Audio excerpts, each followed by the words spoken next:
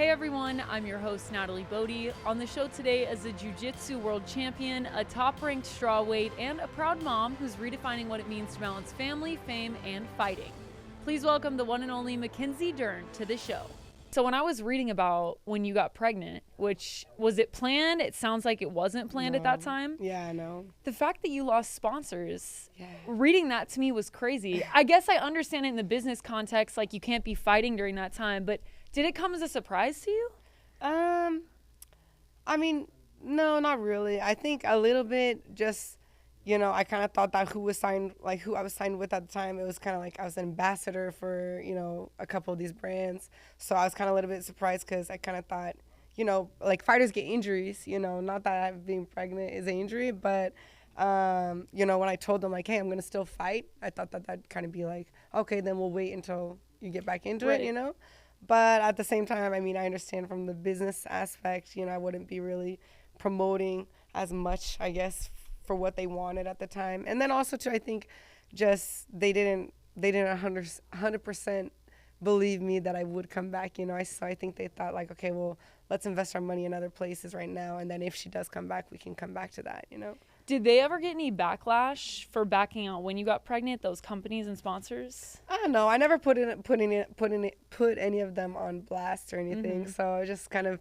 in general sponsors, and I never put any of them really too much. I think more the fans. I lost almost like 70,000 followers at the time when I announced my pregnancy. Like when I announced my pregnancy, 70,000. It dropped like in the first week, Did they unfollow and leave negative comments? Were they just thinking you were done fighting? Yeah, why do you think it happened? Yeah, it was more like unfollow, and then a lot of people just saying like, oh, her career's over, and well, that's it, like go be a stay-at-home mom, and kind of like that kind of stuff, just like, well, we're on to the next kind of thing. Right.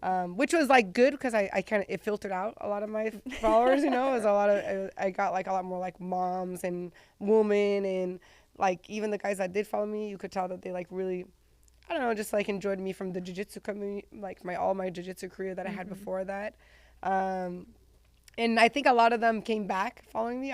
There's a lot that you could tell, like with messages and stuff, that they had come back to follow me after when I came back fighting again, So it's They kind had of to see it though. They had to see it to believe it that you were really going to come back. Yeah. And just like, I think just my whole transformation, my body and everything, I got way more athletic and just way fitter, after the pregnancy than before I got pregnant, But I was still kind of baby, I was like 23, 24, still jiu-jitsu career, So jiu-jitsu career is a little bit, it's different than MMA, MMA you have to be like really, really fit, it's just punching, kicking, everything.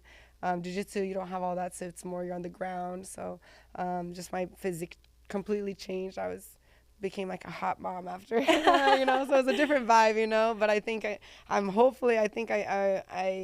motivated a lot of people like, oh, okay, like, yeah, so it doesn't stop you, but you still get the backlash too, because people are like, oh, well, you're just thinking about you and continue your career instead of being a stay-at-home mom, but thankfully my career is something that like I take Mo to the gym with me all the time, so my job, she's always there, and she's like running around the mats and climbing on the cage, and now she brings me water. I say, you want to come to train with me? I need help, she'll coach me, like, punch her in the face, mom, kick her head. And I'm like, she's so aggressive, it's crazy, but yeah, she's always involved, and she always wants to work out. I put some, like, I get my nails done and my eyelashes, and she's like, you're gonna work out like that? And I'm like, yeah. And she's like, good luck, so she kind of understands, like the difficulties we have, as being women, but having to like stay fit, and how we would like to, take care of ourselves and what, we like to do. Do you think your daughter will end up wanting to be a fighter too? Is that something you want or don't want?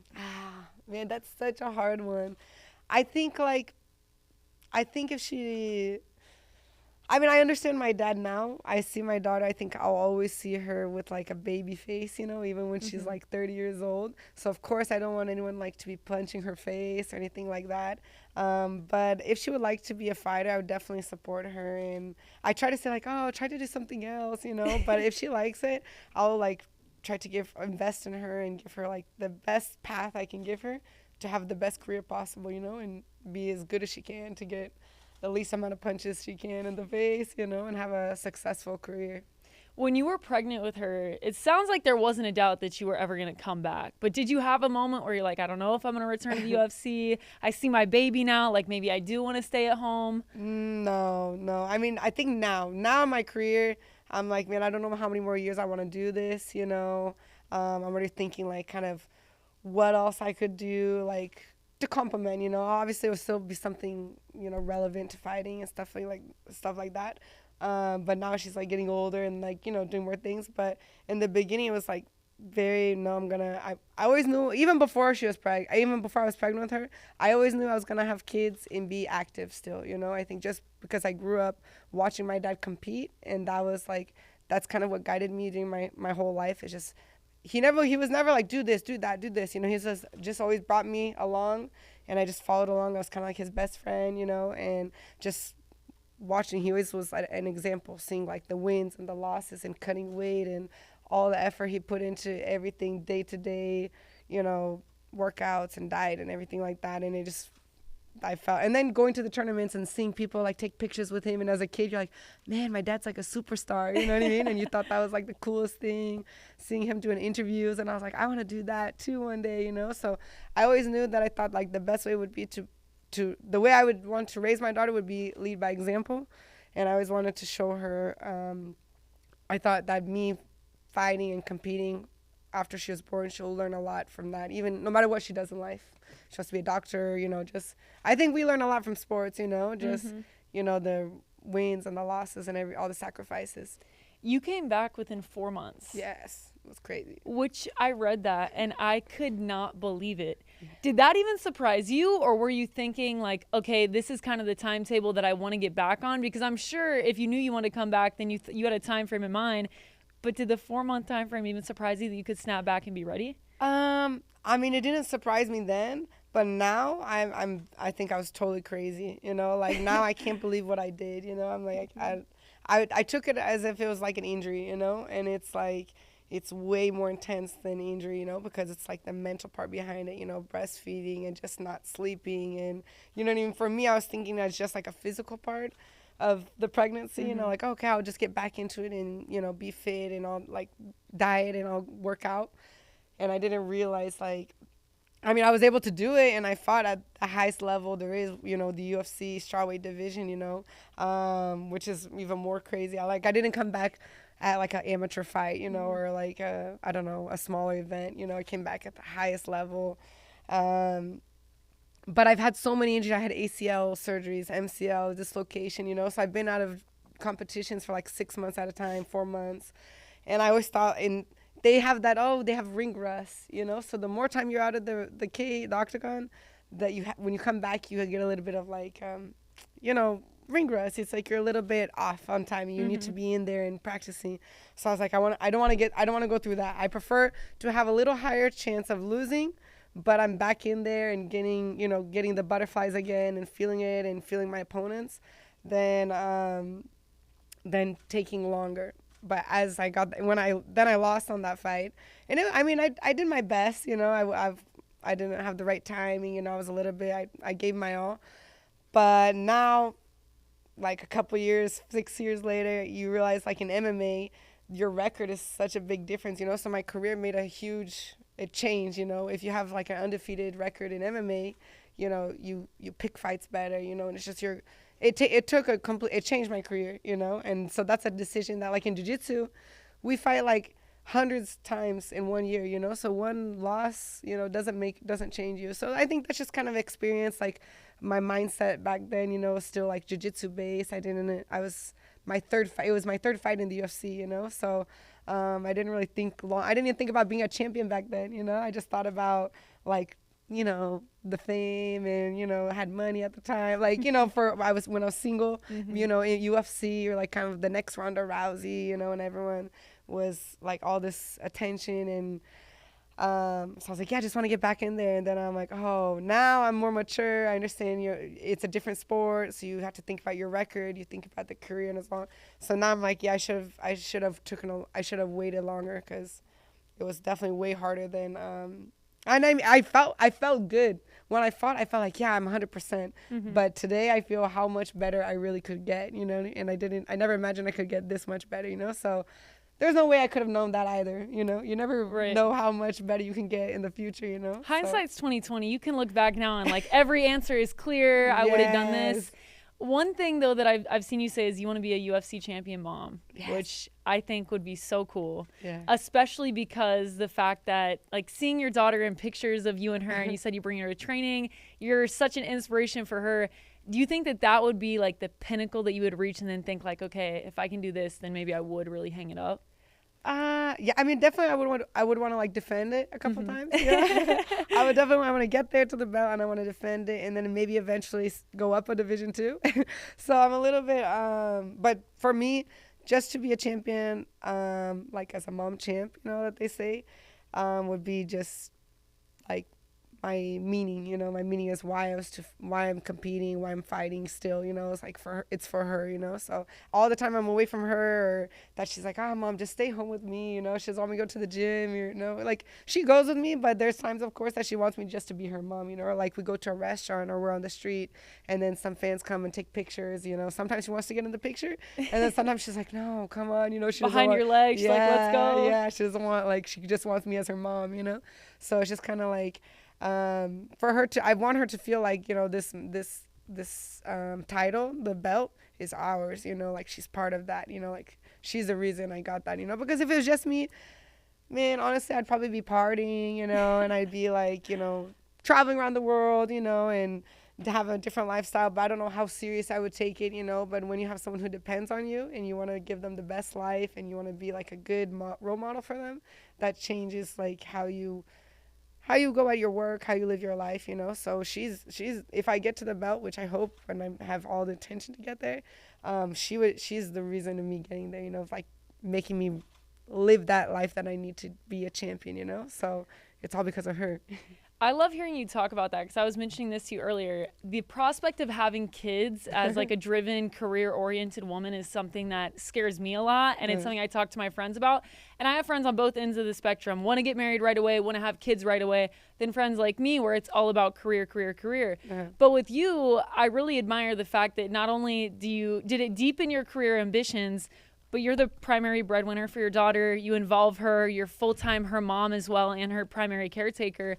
How do you balance that? In those moments where obviously you're chasing your career, your dreams, you're providing for her, but then she's tugging on you and she's like, Mom, stay home. How do you deal with that? Man, I mean, I think I try to, I mean, obviously we have a lot of a negotiation. I'm always negotiating with her, you know, like, hey, you know, if Mom wins this fight, then we get to go to Legoland or whatever. She always gets to pick a place. We go for a trip or something, you know, so she's enjoying, you know. You're getting her invested. Yeah, That's good. yeah, That's exactly, you know. So sometimes she's like getting so emotional, but I think she's really just thinking like, I want to go to Disneyland after this. I hope she wins, you know. But and I have such a good support, you know. I have family, I have mom, dad, even my coaches, you know. I think everyone from being like all the people in my life, I think I attract like really cool people and nice people. So all my coaches, they like help me with Moa, you know. So I'll take her to the gym and like my coach will be holding mitts for her or help her while I'm training, you know. And even the UFC, she'll go to the event, International Fight Week with me. And she, like the UFC, they bring her popcorn and chocolate and they just like take care of her and help me.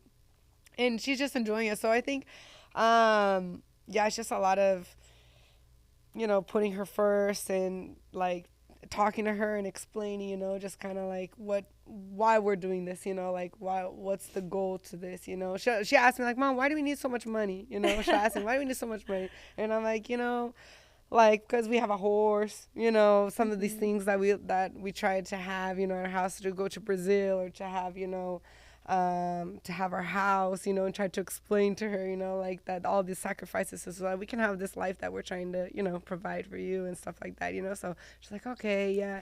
But now she wants like a Ferrari convertible, you know, pink convertible for her like 16th birthday. I'm like, calm down, we can't get there. Not there yet. No, you got a decade. You don't have to worry about that. Like, we need to have like she's thinking like, oh, it's so much money, but we have like love and health and family, you know. Those are the most important things, you know. So she's like, okay, yeah.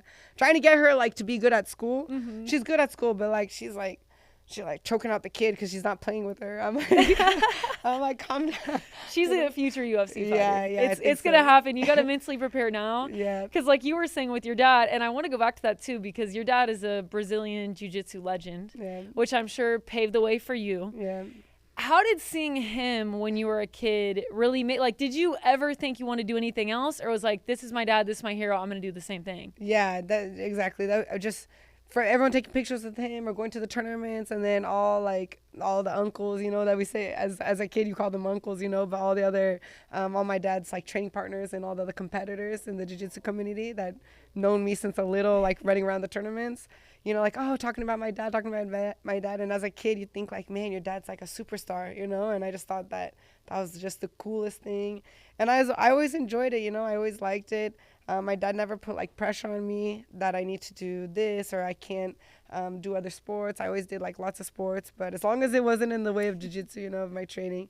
So yeah, definitely just wanted to be like my dad, you know. And I mean, he's just such a fun person. He's a great character. You know, his personality is like amazing and lots of friends. And like just with jiu-jitsu, we traveled around the world. I've been to like so many countries, and you meet so many different people, and it's like such a great lifestyle culture-wise, you know. And so I'm like, man, I want to try and provide that for my daughter too, you know. And I love that, and that's kind of just what kept me going at it. So at what point did you decide that you wanted to transition into MMA? What was that like? So I made the transition like around, that was about like 22 years old. And I had accomplished all my goals in jiu-jitsu. I was able to accomplish, you know. I had like 2 great years, 2015, 2016. I won like all my. I read you dominated. It was a great years, 2 great years, like world championships, titles. I got a couple absolute titles, you know, which is like big fighting against big girls and all these things like that. And my dad was against me going to MMA, but I was training a little bit like the ground game at an MMA gym, the lab in Arizona, and I was training like the wrestling with them just to kind of help my jiu-jitsu game and give me another more, like, kept leveling up. And then all the guys there, man, you know, you should do MMA. There's Ronda Rousey. You do arm bars. No one has jiu-jitsu like you. You do so good. You know, you could go to movies and this and that and after. And I'm like, you know, I'm 22. I'll try it. You know, as soon as I post like one picture, just like me training, like, oh, making the transition to MMA, Sean Shelby and Mick from the UFC, they called me. They came out and came to talk to me. They're like, we'll sign you. I'm like, but I've never even fought before. And they're like, no, we'll sign you. You can try it. See what you like, but I was already signed underneath the organization. If you like it, you're in. If you don't, no problem. Like no problem.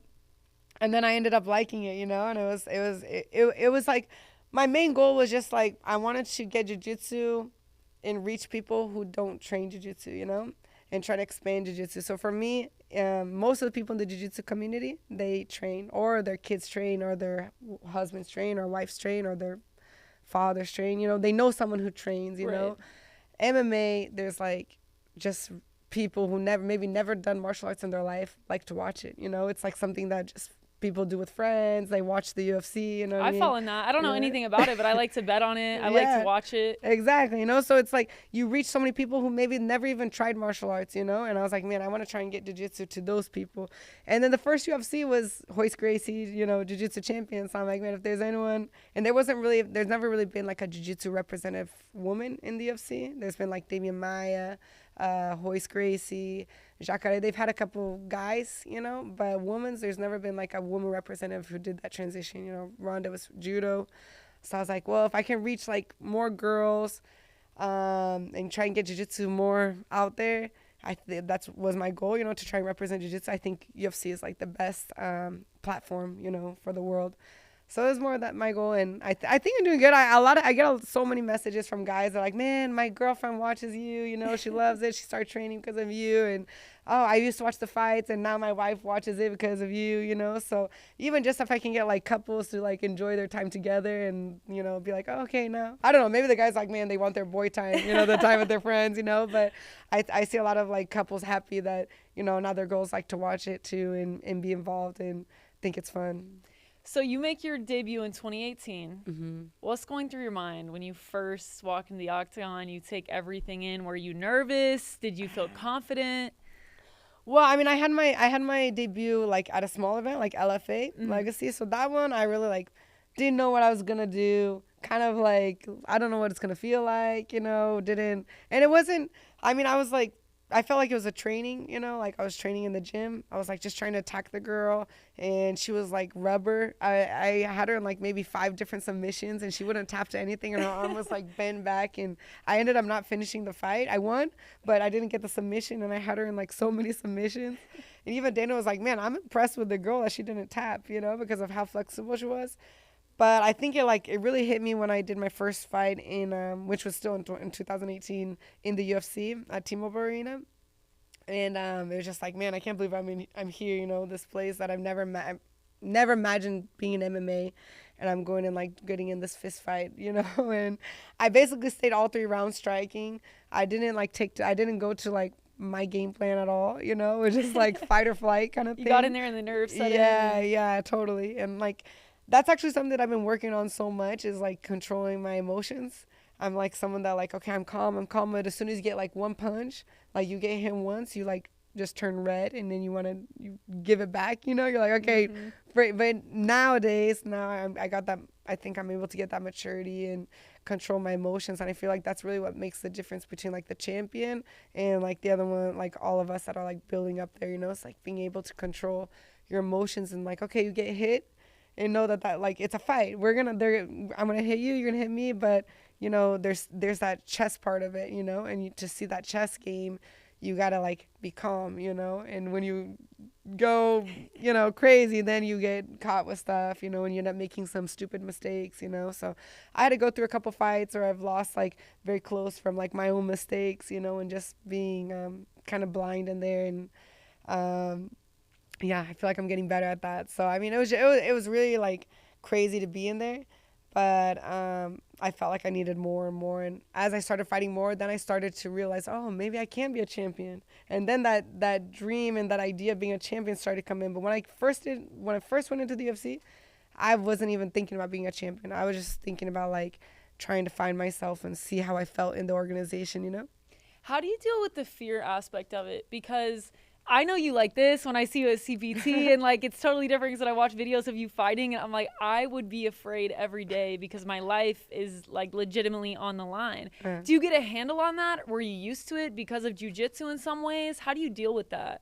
I mean, I think even you, honestly, if you were gonna get paid like a good amount of money, Hold on, you might be right. Everybody has a price. Yeah, everybody exactly. Okay. And you're I kind of could see. And fight someone like you. So like, let's say you don't know anything, and you're gonna fight against another girl that doesn't know anything, for like, let's say, I don't know, maybe like $300,000. I think you would do it. I think so. And then you get to You're train giving me a lot of credit. I could see it being motivating, but that part to me is so terrifying. Yeah, I mean, it's like you kind of just think like it's life or death, You're going to fight for your life out there, So it's like basically that's what I'm fighting out there, I'm fighting out there for my daughter. I'm fighting out for me. That's my career, like that's what's paying my house, going to pay my bills, So I go, and then I also too, I love fighting, I love fighting. I don't feel uncomfortable there. I feel comfortable. I think like what you said, just training my whole life, being like contact sport, it's not scary to me. It's actually comfortable. Actually being at a distance is hard for me. I'm like, oh, I need to like hug you, I need to get close to you. But yeah, I mean, I think it's just kind of like that fight or flight kind of thing. You don't really get too scared when you think like, and also too, I know what I'm doing, Right. Once you start knowing what you're doing, for me, it's scary to be like, spend 4 years studying in college, Yeah, I'm like, and not be like in the work of it. Yeah, I can see like, what you mean. How do people do like, I'm like, man, people get their doctors and all that stuff. I'm like, man, I couldn't imagine like studying. For me, that's amazing, because Right. I've never been good at studying, I'm not a good study or at school or stuff like that. So I think just whatever you're used to and you train, it's not, you don't get too scared.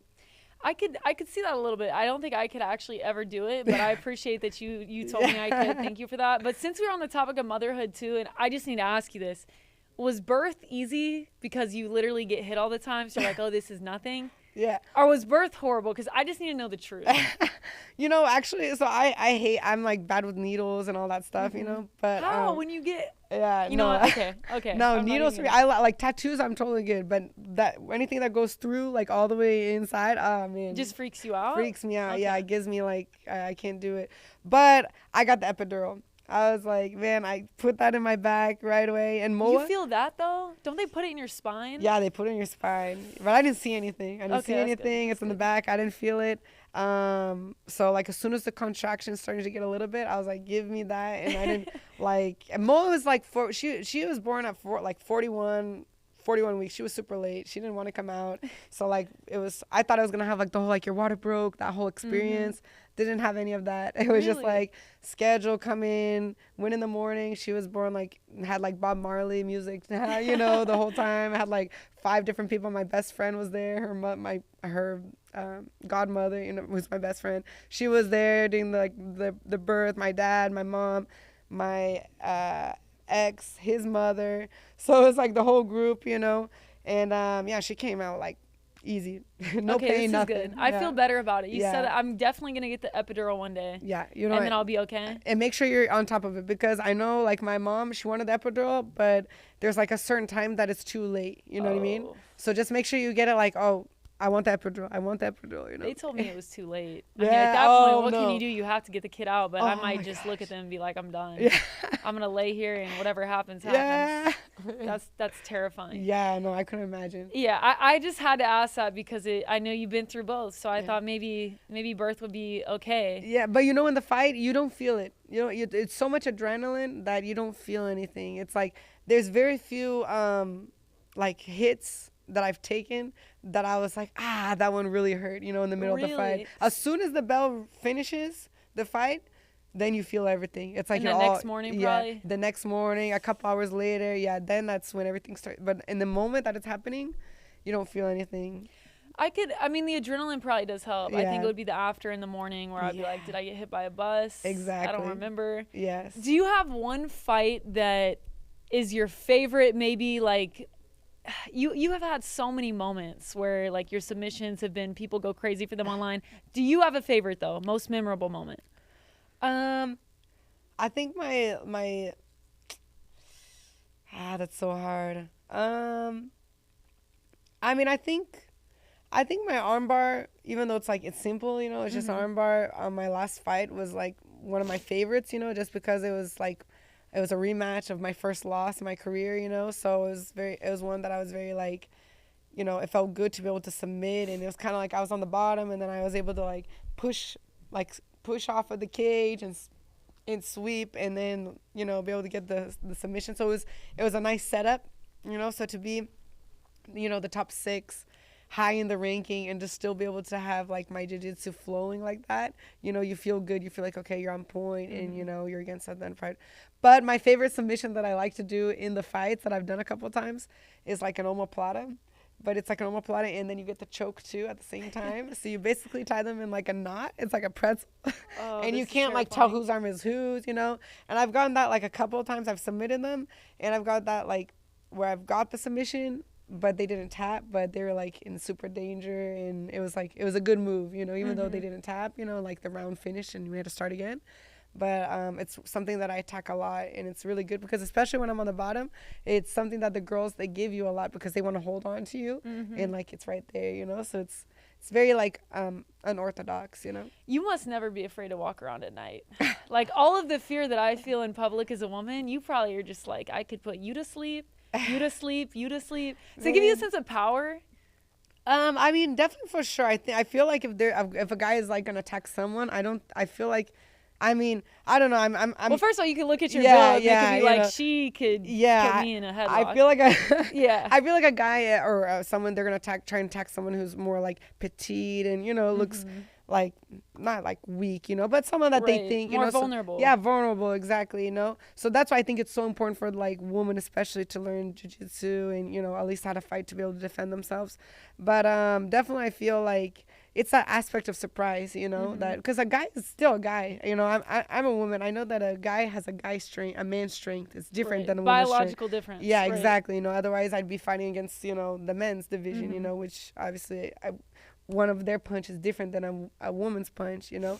So if he gets my hand, you know, but you know, you have that awareness of your body, you know, and how to shift your weight and find the angles and release pressure. And I think that element of surprise, you know, that the person who maybe would try to attack, they think that you don't know, and then all of a sudden you're like in an armbar, you know, or on their neck or something. So I think it definitely gives you like a more confidence. You feel like, okay, you know, more secure, but I'm never gonna like risk being on, you know, walking the street at night or anything, you know, by myself. You still be like just street smart, you know. But yeah, definitely a confidence, and I think just it's good, you know. It's good for your health, you know. You have I mean, we get beat up a lot of injuries in fighting, a lot of injuries in training, you know. I'm like, man, I don't know how much longer my career will go, but yeah, it's a healthy lifestyle. Do you have like a most controversial moment in your mind in the UFC? Does one stick out to you that you took the most heat for? Like controversial? Like what do you mean? Like people, like you got heat from it online. Your most talked about moment? But fighting or just in general with your UFC career? I think like the biggest thing in my UFC career is like my accent. It's crazy, you know, but it's like my accent. Like my very first UFC fight, I won the fight. No one said anything to me. Like no one talked to me before or after. Then Joe Rogan comes in, and then comes a translator. And at the time I represented, like my first fight, they had recommended that I did Universal, so I didn't pick or Brazil or United States. After that, I went just to Brazil, like represent Brazil. But so the translator comes in, and I just won the fight, and I'm like, I don't know why this translator's here, you know? And then everyone's talking about that, like, oh, why did she have to ask a translator when she speaks English? And then I'm talking to the translator, but I'm speaking English and Portuguese. I'm like, well, maybe because I'm Brazilian and American, they want me to talk to the Brazilian fans too. But this is all like in my mind happening as soon as I won the fight, and I'm not understanding anything. And people thought that I asked for this translator there, which I didn't, and I didn't even know why he was there, and I'm just like kind of going with the flow, you know what I mean? Is it like a formality? Did they just bring them in because they do that, or did you find out why? I never know. I don't know why. I don't know if the UFC. I know that the UFC knew that I spoke English because I spent the whole fight week. You know, during the whole fight week, you're talking with everyone and doing interviews and all these things. You know, so I don't know why they. I never asked, but it was something that just kind of went viral, and a lot of people talked about that, like, why would she have a translator? I'm like, man, I did not ask for this translator. I don't know why he was there, but we just like made it work. I just won my fight. I just did my interview. You know what I mean? But everyone talked about that. Why do you think people are so obsessed with you having a Brazilian or an American accent, or being able to switch between them? It seems very trivial to me, but people online are very passionate of like, oh, she had a Brazilian accent here, American accent here. It's more or less. I don't know. You know, I've always was very like curious about that too. You know. Like why was that like such a big, like why is that such a big thing? You know what I mean?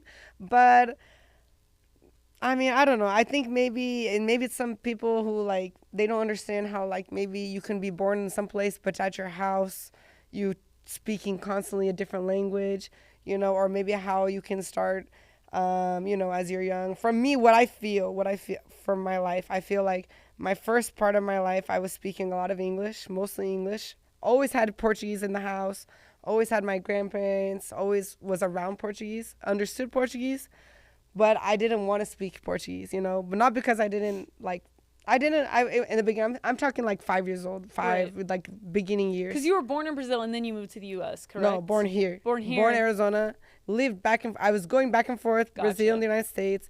I moved to Brazil when I was 16 years old. That was the first time I lived there like full time. And then, so my mom, my real mom, she's American. My dad's Brazilian, and my stepmom is Brazilian. And then my stepmom became my stepmom when I was 4 years old.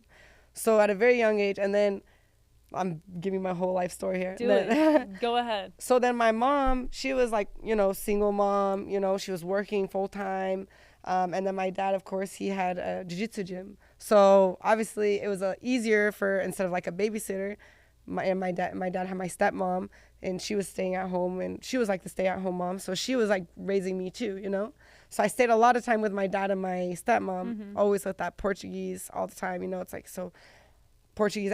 Both my stepmom and my dad have very, very strong Brazilian accents, you know. So that's something very like natural for us, you know. People talk about my accent, but I'm like, you need to talk to my dad because his is like 10 times worse, and he's lived here like for 30 years, you know, and his accent is like very, very strong. So I don't even think my accent is that strong, you know. And then just kind of going throughout the years, about like when I was around 10, 12, when you start to get like, you know, hang out more with your cousins, all my Brazilian cousins and stuff like that, then you start to get, you know, more into the speaking Portuguese more. You know, you're not so much embarrassed to speak it. Right. I was a little bit embarrassed to speak Portuguese because no one at my school spoke Portuguese. I was like, man, just my parents speak it. Like, I kind of felt embarrassed about it, you know. But then as soon as you start, like, getting your, you know, being closer with your cousins and playing and stuff like that. Depends on who you're talking to a lot, I think. Yeah, if you're talking to English speakers for a long time, yeah, you're going to sound more American. Yeah. If you're speaking to people that their primary language is Portuguese, you're going to sound a little bit more Brazilian.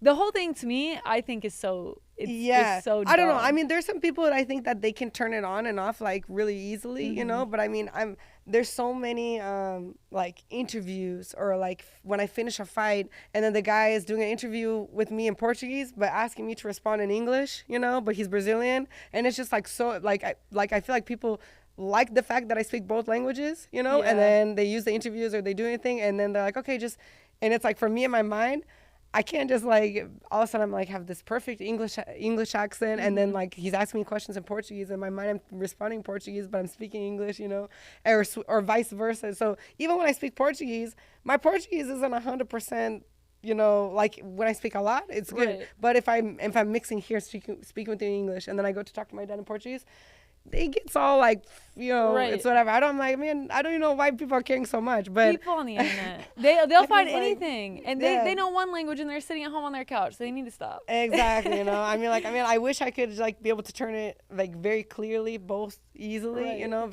but I can't. You know, I try to do my best, but at home I speak Portuguese all the time. And then if I say, you know that word, if I say something like that, like, oh, you forgot to speak English. I'm like, don't people say that? Like, you know, when you're trying to remember something to say, it's not because I forgot to speak the language, you know. I'm just asking, do you remember? Like, do you know that word? You know, like, I'm trying to remember. You know what I mean? It's like that. And they think I'm saying, I don't know how to remember how to speak English. They want to make it more than what it is. Yeah. That's what I'm gathering. Yeah, I don't know. I mean, I think a lot of people who speak two languages, maybe they can relate more. They can a little bit more understanding. But, yeah, I mean, I guess if they're talking about it, it's okay. If they're watching my interviews and they want to hear me talk, then that's fine, you know. You'll take it. Yeah, Any talking is fine. Exactly. So when I was preparing for this and reading about your career, I noticed that many people consider you one of the most dangerous grapplers in the UFC. Okay. What do you think your most underrated skill is? My most underrated skill? Something you should get more credit for. I mean, I think a lot of people have been giving me. I would need to ask my coach Brill about that, you know, because I don't want to say my striking and then he'd be like, "Well, you got to get like way better," you know, because he's always telling me I need to get better, and I just got to be like consistent, you know. And people give me credit for my striking, so I don't want to say like, "Oh, my strike," but I really feel like I've been getting so much better with the striking, and for who is like 100%. Grappler, you know, never did like never punched, never nothing, and to be like comfortable and being able to be like calm and get this start to get the technique on striking, I feel like I'm proud, you know, of how far I've come, you know, and I know I can still go way farther, but I feel like for who came from like a totally different sport and like basically learn this whole new sport, I feel like my striking is something that you know, people always think that it's like bad, you know, like it's not good, like they always downplay it, you know. But I think the girls that like feel my punches, I think if you ask them, they'll say like, no, she punches hard, you know, and she's getting better, you know. At least most of the girls that I fight, after they hug me, like, man, your striking is getting better, you know. So I feel like who feels it, they're like, oh no, it's getting better. I feel like the striking would probably be the most, and then also I think maybe just Yeah, the striking. Because they say I have a lot of heart. They say, like, I have, like, dog and, like, you know. Got dog in you? Yeah, dog. I don't know if that's good. That I think basically it means you have, I think it means, Jack, what would you say having dog in you means? I think that means you can take a butt whooping and you're still staying in there. Bill So I'm different. like- There we go, Jack. I knew we had to bring producer Jack in because I knew he would know how to describe that. Timestamp this, by the way, because we can talk about this as much or not at all if you want. But I did see a comment that you made, one of your fights. You were like, this fight is literally still paying for my separation and my divorce. Yeah. Is that something that you still feel like you're still having to commit so much money to that financial burden and to support him? Yes, 100%. It's something that, like, at least living in California, you know, it's a state that it's like, it blows my mind. It blows my mind how, like, basically I go to court almost every year because, you know, he comes with this, you know, whole map of how my career will be, you know, like, oh, that she's going to win the belt here in a couple years and then she's going to make this money. And it's just like, it's crazy to me how people can just be so, you know, money orientated about other people's money. You know what I mean? He goes in there and like projects your earnings. Yes.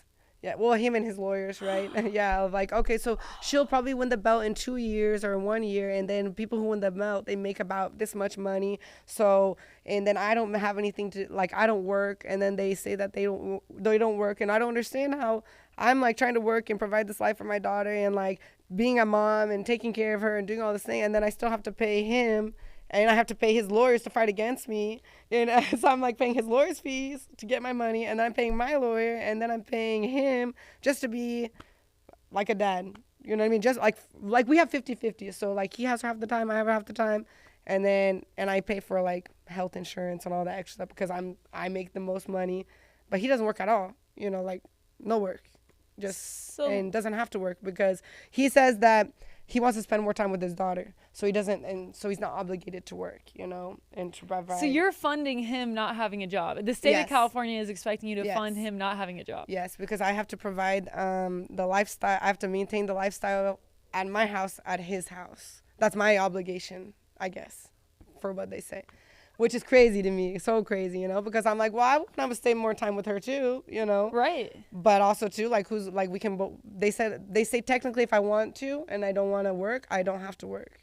So we can both just not work, and then we'll just give her that type of life, I guess, you know. Lifestyle. So the alternative is basically if you don't want to have to pay for his lawyers, for him to maintain the lifestyle you had when you guys were together, because you make more money than him, the court expects you to provide your same lifestyle and he doesn't have to have a job. Or the alternative is, okay, you just don't work, he doesn't work, and then you guys just live with whatever's left. Yeah. Yeah. That is so, I've never heard anything like that. Yeah. And then they just give him like minimum wage. They say, okay, we'll say that you make at least the minimum wage, which he doesn't even make that, you know? And, yeah, it's just crazy. I think just to get your kid, I'm against like trying to get, I mean, unless you really, really need it, you know, I'm against like getting the state and the government involved in how you raise your kids. You know, I think that should be something like, to help protect kids from, you know, like abuse and things like that, you know. But I think if you can not have the state in the, you know, telling you like, okay, you need to do this, you need to do that, you need to do this. It's like, man, I feel like at least my ex, he's a surfer, you know, you can live like such a flexible life. You could be a good co-parent and just be like, you know, I think stability is important for the kid, for the daughter, my daughter. But yeah, just, when it gets down to it, you know, to think, I'm like, man, like I carried her 9 months in my belly, you know what I mean? Right. It's like I protected her enough to get her here to life, you know what I mean? So we separated when she was 3, you know. That's, for me, that's very young. For him to say like that. He stopped his career as a surfer and that he became a stay-at-home dad. And it's like, I mean, we were kind of like a public couple, you know, so I think anyone who knew us, they knew like how much he was traveling, surfing, and I was paying for everything to help him, with his surf competitions and like investing and helping him. And obviously with surfing, you can't like leave a kid on the sand, you know, while you're surfing. Right. So who's taking care of her while he's surfing and practicing was me, you know. So your career was on pause too. My career was more on pause than he didn't put his career on pause. He didn't put his career on pause at all. When she was 3 days old, he was traveling for more than a month, almost 2 months. You know what I mean? Which is not a problem at the time. I'm the mom, so I'm breastfeeding. I'm a fighter, you know, so my whole career was on pause for 1 year, 9 months, and 9 plus 4, right? 4 months, 12 months. My body changed, you know, it's just like, and I'm paying all the bills. It's like, you know, taking my daughter to the gym with me and having like a bottle so, you know, my mom can help give the bottle while he's like surfing, you know what I mean? So it's like, and then for the judge to be like, oh yeah, but you got to pay him and pay his lawyers and then it's just every year it comes back and asks for more money and asks for more money. And I'm like, you want to, and so the more money I make, every year he can come back and ask to raise the child support, you know, and which is even more crazier to me that he can just keep asking to raise it, you know. That is wild. I didn't know that was a thing. Yeah. I am infuriated for you, quite frankly, because it's almost like you're being punished for greater levels of success that you're striving for yourself, for your daughter.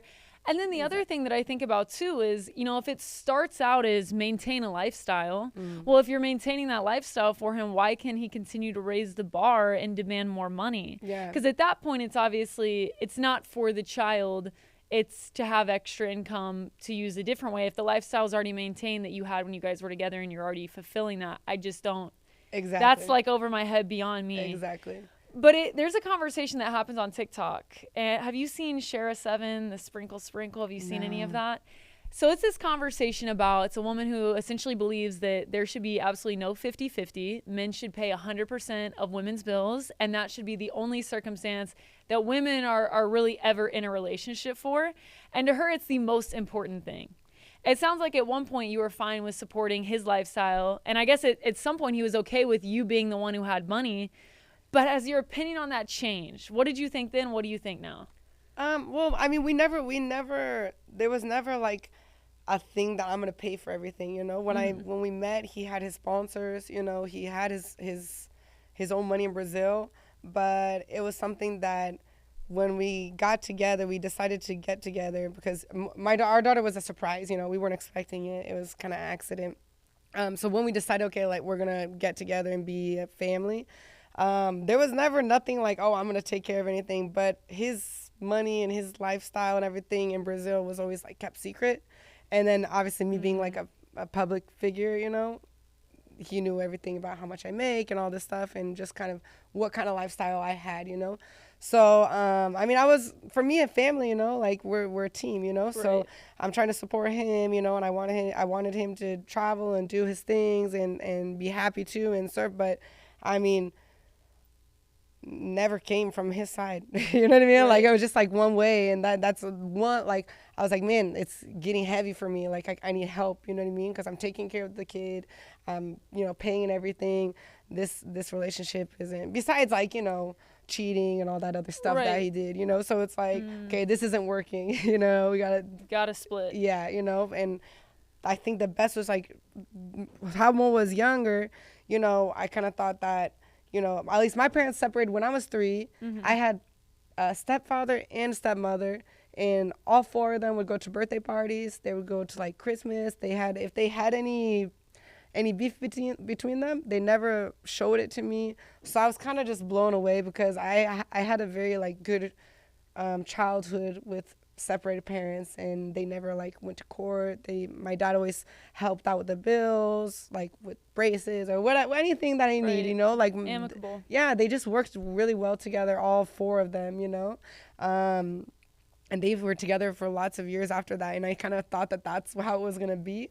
But yeah, it's definitely like, I mean, he's asking for like full custody, you know what I mean?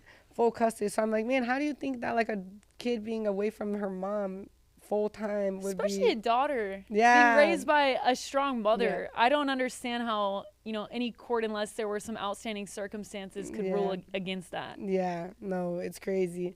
But yeah, and I don't know, it's definitely money based, you know.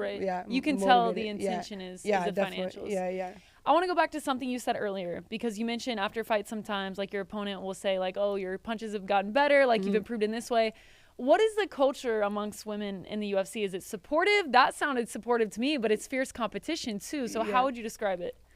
Yeah, no, I think definitely in at least in the women's division, I think we're really supportive, you know, like we're always like commenting on each other's pictures, you know, like, oh, that was good, you know, or like I have this, one of the girls I fought, Marina, she did like kind of this flying knee at the end of our fight that like landed on my head, and she posted the picture, and I was like, man, that one hurt, you know, and stuff like that, you know. So I think we're very supportive of each other, you know, especially like in the women's, just kind of, we all kind of know the difficulty it is to, you know, get your space in the man's world, you know.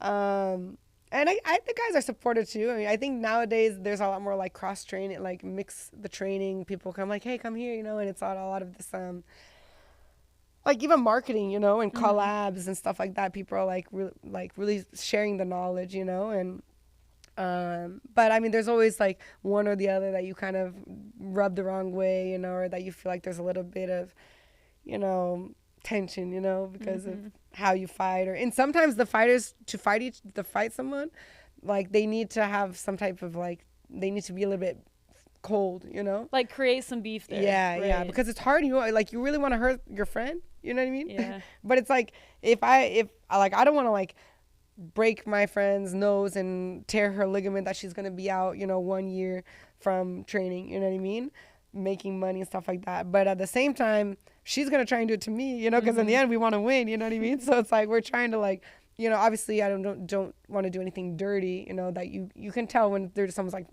poking your eye or pulling your hair, but we appreciate the technique, you know what I mean? So it's like a beautiful knockout, you know, you see your friend, like maybe your two friends are fighting, and then you see one get like knocked out, and you're like, no, you don't want to see that happen to them, you know, but you're like, man, that was amazing, like a spinning back fist at the same time. So it's like, we all just kind of really support each other, and just like, you know, the hard work. You see a lot of people who are like at that, trying to get the belt, and maybe they beat you, and you see them finally get the belt, and you're like, man, that's someone who's been like really, really working hard at it. I hope I can get there too one day, you know, and stuff like that. Do you think let me put it this way, do you think male and female UFC fighters are judged differently? Like, is there an obvious double standard that you see? I mean, I think a lot of people think that women's fights aren't as like entertaining, aren't as technical.